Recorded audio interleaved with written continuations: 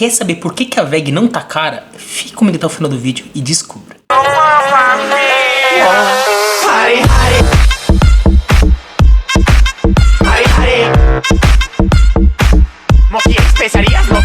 Fala, primo! Investidor da Zarábia e mais um vídeo super animado, eu tô animado. Brimos, vou falar da VEG, a minha queridinha. Galera, se você tem acompanhado no Instagram, investidor.dazarábia, você sabe que eu invisto na VEG desde o comecinho de 2019, né? E consegui ter um preço médio aí em torno de R$23, numa empresa que bateu quase 90 conto, né? Acho que quase 100 conto. Eu tive sorte, galera, porque eu tinha prometido lá no Instagram que eu ia fazer uma tatuagem na minha cara se ela batesse R$100. Que coisa absurda. Ó, eu fiquei com toba na mão, galera. Quase bateu R$100. O pessoal tava lembrando. Eu não tive pesadelo. Eu tive pesadelo com a tatuagem da... Bota aí com a tatuagem da VEG aí, ó. O editor vai fazer. Mano, você já pensou eu com essa tatuagem? Meu chefe me demitir, né? Então, ó, se você gostar desse vídeo, clica no curtir, né? Clica no sininho pra você me seguir.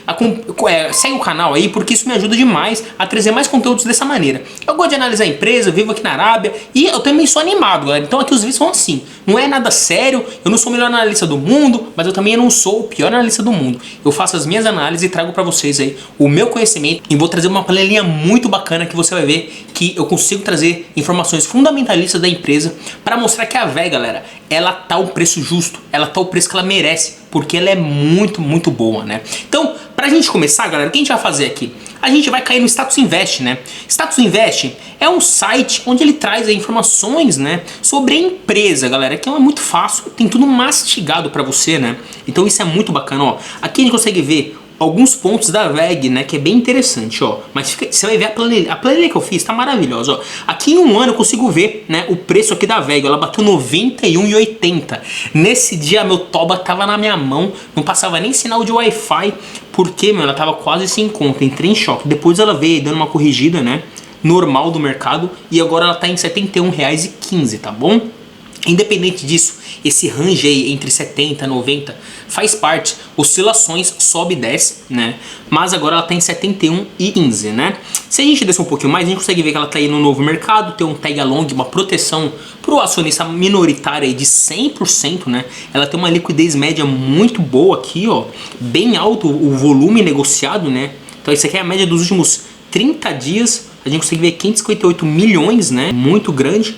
E aqui a gente tem alguns indicadores da VEG, né? Primeiro, né? Dividend Yield. Esquece Dividend Yield. Ela é uma empresa de crescimento, né? Ela tem um payout não alto, né? Ela pega grande parte do seu lucro aí, acaba reinvestindo na operação, em pesquisa e desenvolvimento. É uma das empresas que mais investe em pesquisa e desenvolvimento no Brasil e faz parte, por isso que ela está sempre despontando, porque ela tem muitas inovações. Um PL bem, teoricamente, esticado, né? De 63, mas o PL nesse caso a gente não pode levar em tanta consideração, porque ela é uma empresa de crescimento, como a gente falou, né? Então ela vai ter um múltiplo um pouco mais esticado, porque o mercado ele já precifica, né, um valor futuro, tá bom?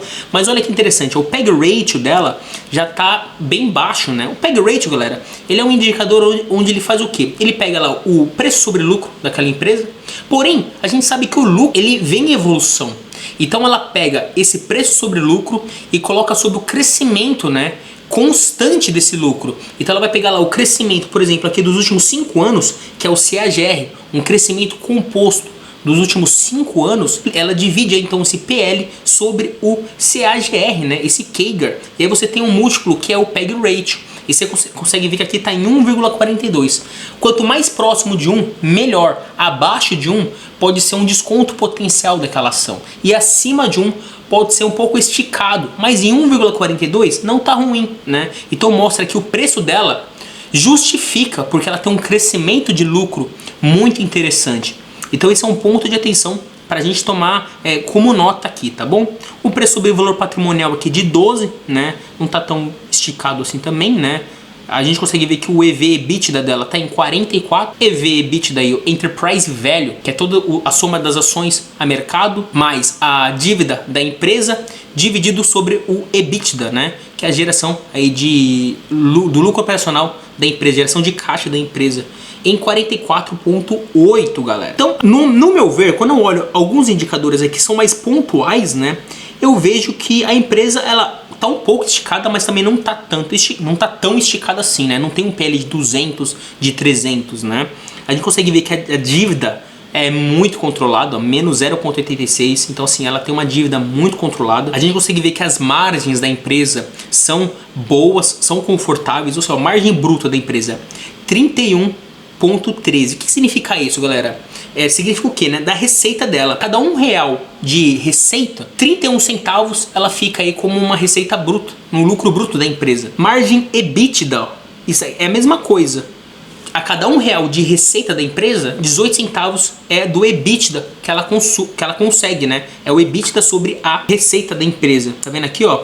É o percentual da divisão entre o EBITDA e a receita líquida de uma companhia. Ou seja, você pega o EBITDA, divide pela receita, você tem aí a margem, né?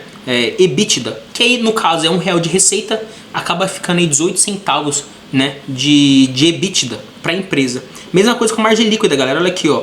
A cada R$1 de receita, 13 centavos ficam aqui, né, no lucro líquido. A margem líquida, você pega o lucro líquido, divide pela receita e aí você tem essa porcentagem, tá? Então aqui você consegue ver, ó, lucro líquido dividido pela receita ali. Então as margens estão boas também. E aqui você tem alguns indicadores de rentabilidade, né? O retorno sobre o patrimônio líquido em 19, né? Então assim, um ROI acima de 15, né? Já tá ótimo. Aqui tá 19, né? Um ROI de 15 já tá muito bom. 19, então, supimpa, né? O retorno sobre os ativos da empresa, o ROA, né? Return on Assets de 11%.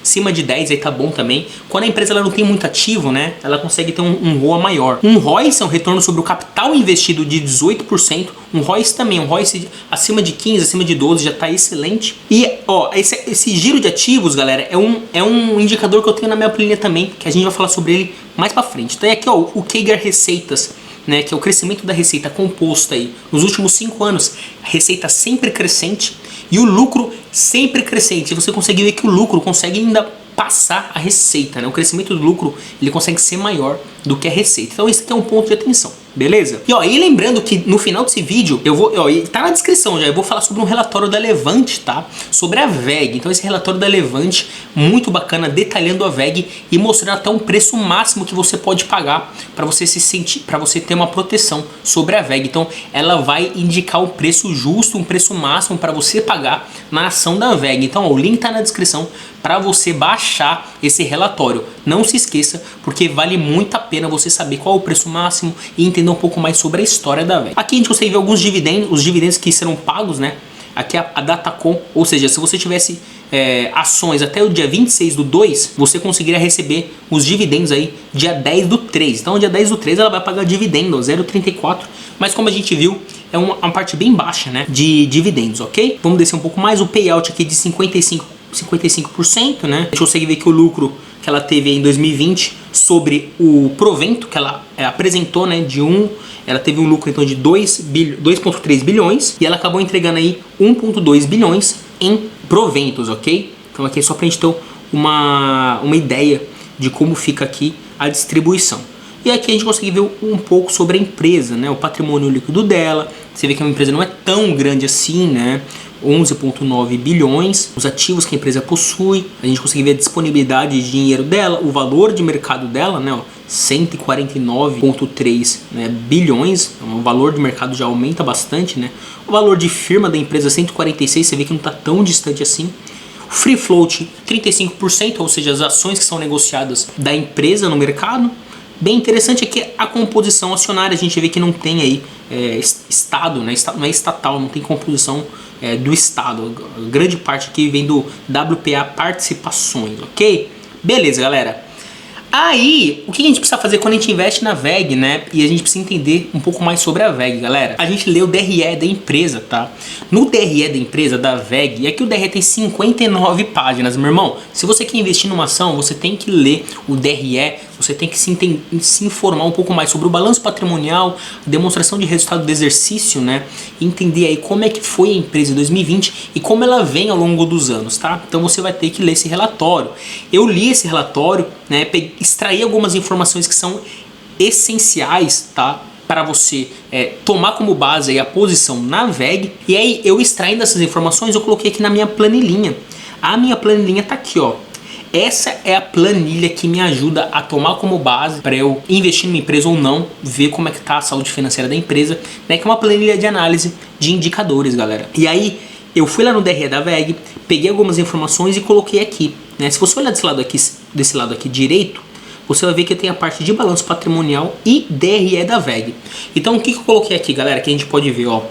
A WEG, né, em 2020 ela tinha aí 12,5 bilhões, né, de ativo circulante. Então aqui 12,5 bilhões de ativo circulante. Ela tinha um caixa de 3,8 bilhões, né, um caixa de 3,8 bilhões, isso é muito bom, né, que ela tem um caixa, ela pode adquirir novas empresas, isso é bem bom, né. Estoque inicial aí, ela tinha 2,8 bilhões em estoque, aqui no caso é 2019. Quem sabe faz ao vivo, galera. Eita! 2,8 de estoque inicial e o estoque final de 3,7, né? Estoque de produtos, né? Então você vê que teve um crescimento de estoque, tá bom? Ela começou com 2,8 em produtos, terminou com 3,7. Contas a receber, então de curto prazo, quanto que ela tinha a receber, né?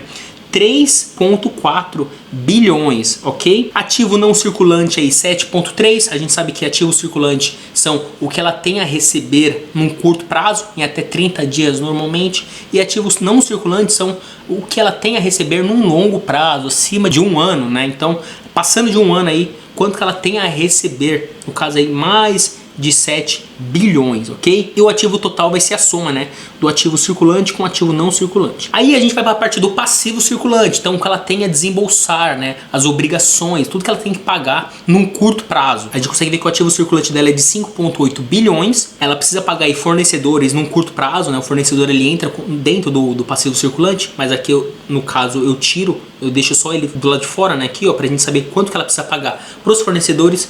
1,2 bilhões, dívida de curto prazo, quanto que ela precisa pagar aí de dívida, galera, num curto prazo, 642 milhões, e a dívida de longo prazo é 1 bilhão e 44 milhões, ou seja, no curto prazo a dívida é menor do que no longo prazo, isso é muito bom, é um ponto de atenção. Opte sempre por empresas que possuem dívidas no longo prazo, né? É muito mais fácil de ela pagar se a dívida é de longo prazo. Você não vai financiar um apartamento em 2 anos. Imagine para você pagar quanto seria cada prestação, né? Então, financiamento de 30 anos facilita. É um exemplo, tá bom? Então, só pra gente ter uma noção aqui que dívida de longo prazo sempre é melhor do que dívida de curto prazo numa empresa, ok? Passivo não circulante, então as obrigações que ela tem aí num longo prazo, né? De 2,115 milhões, ok? Dívida total da empresa é de 1,6 bilhões e a dívida líquida da empresa de menos 2,2. Por quê? Porque o caixa dela é maior do que a dívida, né? Então a dívida líquida ela acaba ficando negativa, beleza? Ativo permanente aqui no caso vai ser a parte do imobilizado. Se a gente for olhar o DRE da empresa, aqui galera, a gente consegue ver no balanço patrimonial, tá vendo? A gente tem a parte do imobilizado, né? Consolidado aqui. Então a gente vê que tem a parte de imobilizado, você tem aí o intangível. Então isso aqui tudo ele entra no ativo permanente, tá? Então o ativo permanente acaba ficando aí em 6,1 bilhões, né? Então, ó, até tem uma descrição aqui, né? De acordo com a lei número 11.638 de 2007, né? Ativo permanente, ele era formado pelos subgrupos aqui, ó. Ele era formado pelos subgrupos. Deixa eu até editar aqui, vocês conseguem ver aqui, ó. Investimentos, imobilizável e intangível, né? E aí acaba ficando com 6,1 bilhões de ativo permanente. E aí o patrimônio líquido dela acaba ficando com 11,9 bilhões, né?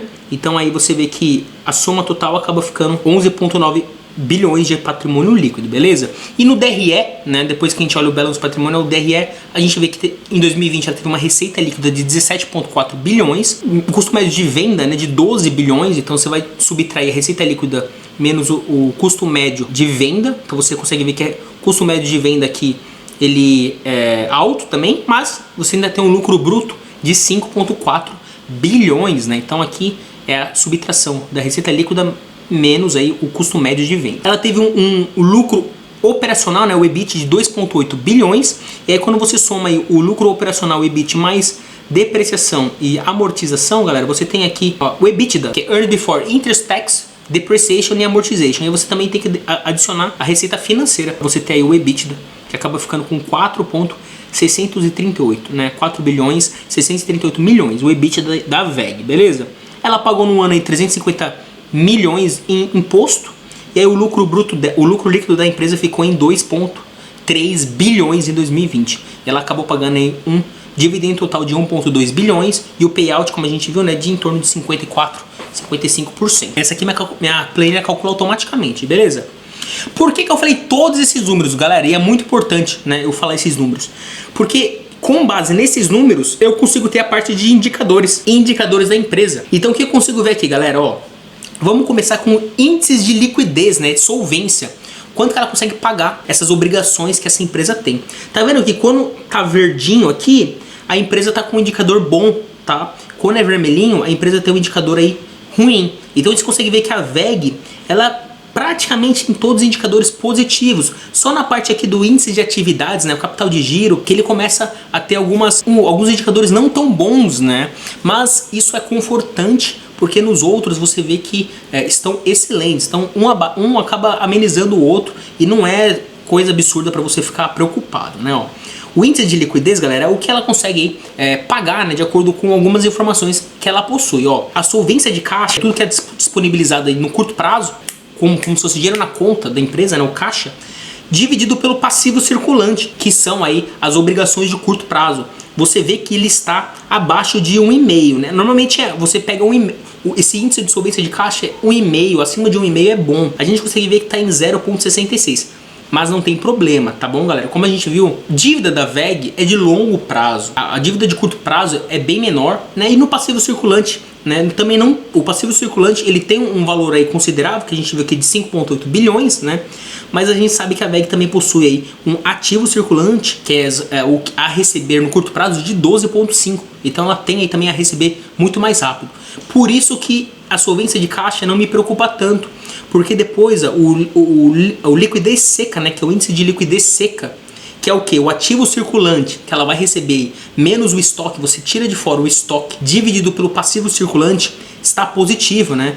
O ideal aqui é 1 para cima, ela tá com 1,5. Então isso já me dá aquele conforto, porque beleza, ela não tem o caixa para pagar o passivo circulante, mas ela tem a receber no curto prazo muito maior aí do que o passivo circulante. Então isso daí já me dá uma segurança. Liquidez corrente, que é o ativo circulante dividido pelo passivo circulante, né? Não vamos confundir aí liquidez corrente com capital de giro, né? Capital de giro é o ativo circulante menos passivo circulante. O liquidez corrente é o ativo circulante dividido pelo passivo circulante. Você vai ter um ratio, né? Um valor, né? Aqui no caso 2,13, tá vendo? Menos do que isso, a empresa pode não ter dinheiro suficiente para pagar suas dívidas. Então mínimo de 2, ou seja, ela tem o dobro, né, do ativo circulante quando você divide um pelo outro. Então isso daí já me dá um conforto muito grande. Liquidez geral, galera, ó, ativo circulante mais ativo não circulante dividido pelo passivo circulante mais passivo não circulante. Então liquidez geral é você dividir o total de ativo dividido pelo total de passivo. E aqui no caso também o total de ativo é acima do total de passivo, né? A gente está em 2,49. O ideal seria acima de 1. Então a gente consegue ver que a empresa ela tem um ativo circulante maior. Quando a gente vai para o índice de atividade, onde a VEG peca um pouco, né? A gente consegue ver que ela tem um capital de giro, né? Ó, ativo circulante menos passivo circulante de 6,6 bilhões, ou seja, ela está positivo, né? E o giro de ativo, que é a receita líquida dividido pelo ativo total, está em 88, né? Então a porcentagem da receita, né, em relação à quantidade de ativo. Então a receita dela também é bem alta. E também isso aqui está muito bom, 88%. O que ela peca, né? Os prazos médios, né? Então a gente tem o prazo médio de recebimento, né, PMR, o prazo médio de pagamento, PMP, e o prazo médio de estoque, né, o PME. Então a gente consegue ver que o prazo médio de recebimento da VEG gira em torno de 70 dias, enquanto o prazo médio de pagamento 40, ou seja, ela paga à vista e recebe a prazo. Como ela já tem um caixa, como ela tem aí uma dívida controlada e grande parte em longo prazo, é muito mais tranquilo nesse caso você relevar isso, né? E o prazo médio de estoque também de 112, né, 112 dias, ou seja, isso aqui é um pouco longo também, né? Então, quanto menor o tempo, melhor para a empresa. Como eu falo aqui, né? Não pode ser muito baixo, porque a gente sabe que também não tem como ser muito baixo, porque a empresa tem que ter um pouco de estoque, mas ela não pode ter muito estoque, né? Então 112 é um valor mais ou menos. E o índice de atividade aí, né? Que a gente vê que Quando ele está abaixo de 1, ele significa que a empresa está recebendo à vista e pagando a prazo, né? O que é excelente. Mas no caso da VEG, como o número aqui é o contrário, né? Ela acaba pagando à vista e recebendo a prazo, esse índice de atividade acaba ficando em 4,5%, tá? Então ele acaba sendo um pouco longo. Então o ideal seria aqui menor do que 1, tá em 4,5. Mas também não é uma coisa absurda que, como eu falei, outros indicadores ele nos dá essa tranquilidade para continuar investindo na VEG. E o ciclo de caixa da empresa, né, ó, que é o que? O preço médio de estoque mais o preço médio de recebimento menos o preço médio de pagamento, né, em dias, ou seja, 142 dias. Então o ciclo de caixa da VEG acaba ficando em 142 dias, né, para ela conseguir aí tirar o estoque mais o recebimento, né, menos o pagamento. 142 dias. E aqui também, quanto menor, melhor. Daza, como saber qual que é o valor melhor? Você deve comparar o ciclo de caixa, né, com uma outra empresa do mesmo segmento. Você vê qual que tem um valor menor. Mas lembrando que a gente nunca pode se basear somente em um indicador. Talvez alguma empresa, como a Schultz, por exemplo, ela pode ter um ciclo de caixa melhor do que a VEG. Mas será que ela tem os outros indicadores melhores do que a VEG? Vale a pena depois a gente comparar e ver. Aqui na parte de endividamento, galera, aqui ó, tudo green, all green, tudo tranquilo, né, ó. Então, endividamento financeiro da empresa em 12%, né? Então, o total de dinheiro que ela investiu na operação provenientes da dívida, né? Somente 12%. 88% é do capital próprio, né? Então, não veio de dívida. Então, você vê que a base da empresa é só, né, do capital próprio e de geração de valor e não de dívida, né? Isso é muito bacana. Endividamento de curto prazo, aqui, ó, 38% da dívida dela está em curto prazo e 62% está em longo prazo. Opte sempre por empresas também aí que tem uma dívida de longo prazo. Então isso aqui está excelente. Você vê que está menor no curto prazo do que de longo prazo, ok? Índice de cobertura de juros, galera. Isso é bem bacana, né? O que é o lucro operacional da empresa dividido sobre o resultado financeiro. Você vê que o índice de cobertura de juros dela, ó, é de 3,5. O que significa isso, né? Ela consegue, com o lucro operacional dela mais a receita financeira, pagar aí as despesas financeiras e os juros que ela tem que pagar, né? Então a gente consegue ver que o lucro operacional sustenta os juros dela. Então você tem que ver isso nas empresas, porque às vezes o juro da empresa começa a ficar tão grande que o lucro operacional já não consegue mais cobrir isso. Então você tem que ficar atento a isso. Você consegue ver que o ideal é acima de 1. E a gente consegue ver que está em 3,5 da VEG. Isso daí traz muita segurança. Dívida líquida e EBITDA negativo, você consegue ver que a dívida líquida sobre o EBITDA dela é bem baixo, né? Acaba ficando negativo, porque essa geração de caixa da empresa, geração de caixa operacional da empresa é bem alta em relação à dívida. E a dívida líquida também em relação ao patrimônio, bem baixa, né? Porque a dívida em si é baixa em comparação ao patrimônio. Então acaba ficando negativo, né? Um resultado aqui, só para você ter uma noção. Um resultado considerável saudável na dívida líquida patrimônio é até 2, né? Você vê que está em menos 0,18. E aqui na dívida líquida EBITDA, um resultado considerável saudável em torno de 2,5 a 3. Aqui está em menos 0,48. Então passa o rodo, né? Daí que passando o rodo. Índice de alavancagem financeira, muito interessante, ó. O MCP, né, o multiplicador de capital próprio. Isso aqui ele mostra o quê? Quanto que a empresa ela utilizou da dívida, né, para crescer. A gente consegue ver aqui, ó, de dívida, né, ela utilizou muito pouco. A gente consegue ver que 1,67 veio da dívida, enquanto 11,82 veio da própria capital de terceiros. Por quê, galera? A gente viu que 11,9 é o patrimônio líquido completo, né? Então aqui você consegue ver que 11,8 veio aí só de capital de terceiro e somente 1,67 veio de dívida. Isso é muito bom. O ruim seria se tivesse invertido, se 11,8 viesse de dívida e 1,67 viesse de capital próprio, né? Porque você veria que a empresa estaria muito alavancada, estaria com uma dívida muito alta, o que não é o caso da VEG, tá bom? Aqui são as margens financeiras que a gente viu no Status Invest e aqui minha planilha ela também traz isso. 31% aqui da margem bruta, né? Então aqui é o lucro bruto dividido pela receita líquida em 31%, margem operacional aí de 16% e a margem líquida de 14%, né? Ou seja, a cada R$1 de receita líquida, ela consegue 14 centavos de lucro. Indicadores de rentabilidade, galera, aqui ó, 18% o ROIC da empresa, como a gente viu, 14% o retorno sobre o ativo, né? E o ROI, retorno sobre o patrimônio líquido, né, de 20%, ó. significa que para cada R$1 que ela investiu de dinheiro próprio, né, do patrimônio líquido, voltou aí 20 centavos, né, de lucro. Isso é muito bom, tá bom, galera?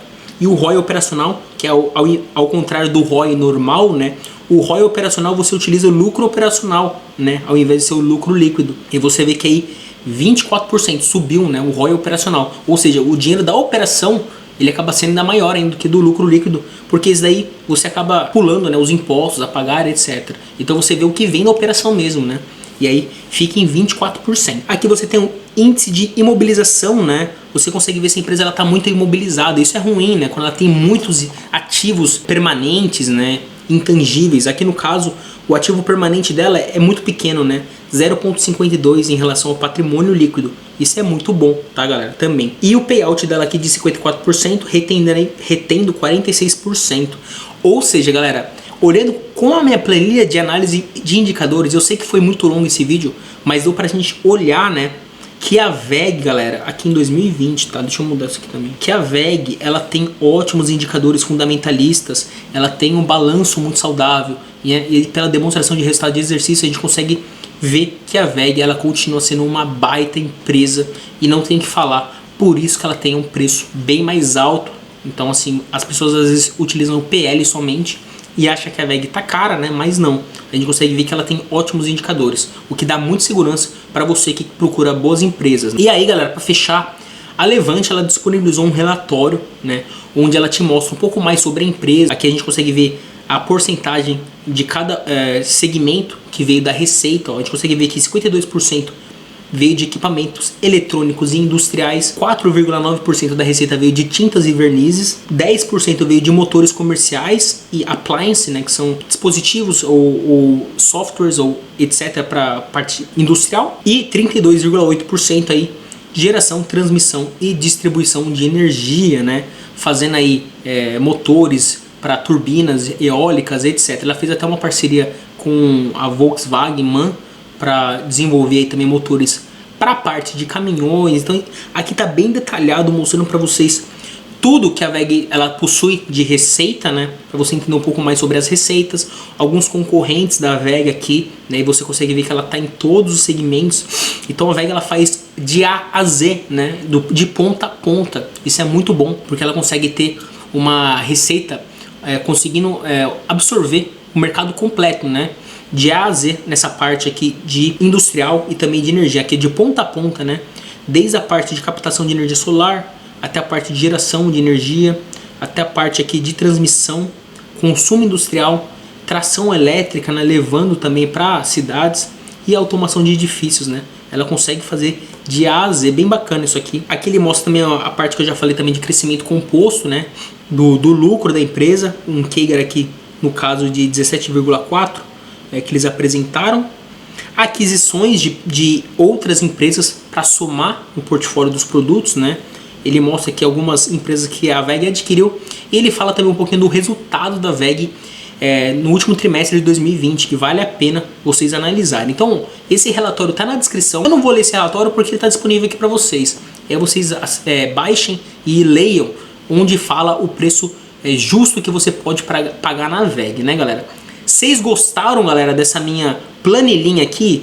Se vocês curtiram, ó, se bater aqui mais de 200 likes nesse vídeo, porque eu sei que as visualizações vão bater, eu vou disponibilizar para vocês essa planilha de análise fundamentalista aqui de indicadores. Se bater mais de 200 likes, se não bater, eu não disponibilizo. Então eu espero que vocês dê like nesse vídeo, né, porque eu vou disponibilizar para vocês essa planilha. Eu tenho certeza que vai ajudar muita gente. Beleza?